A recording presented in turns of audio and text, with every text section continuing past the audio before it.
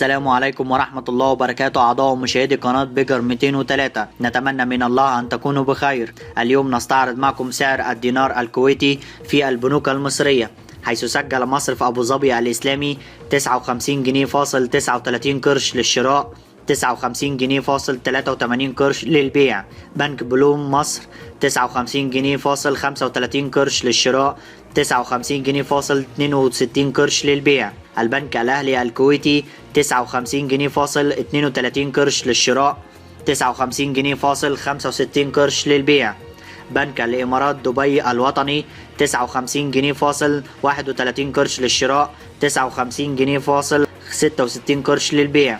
البنك العربي 59 جنيه فاصل 30 قرش للشراء، 59 جنيه فاصل 65 قرش للبيع. البنك التجاري الدولي 59 جنيه فاصل 30 قرش للشراء، 59 جنيه فاصل 65 قرش للبيع. بنك عودة 59 جنيه فاصل 21 قرش للشراء، 59 جنيه فاصل 63 قرش للبيع.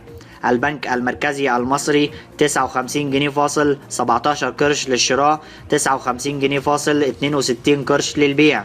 بنك قناة السويس 59 جنيه فاصل 16 قرش للشراء، 59 جنيه فاصل 60 قرش للبيع.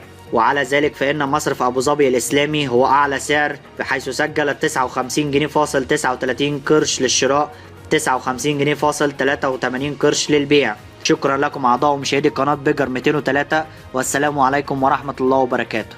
إن أعجبك الفيديو لا تنسى الإعجاب والاشتراك في القناة. جميع الحقوق محفوظة لدى القناة.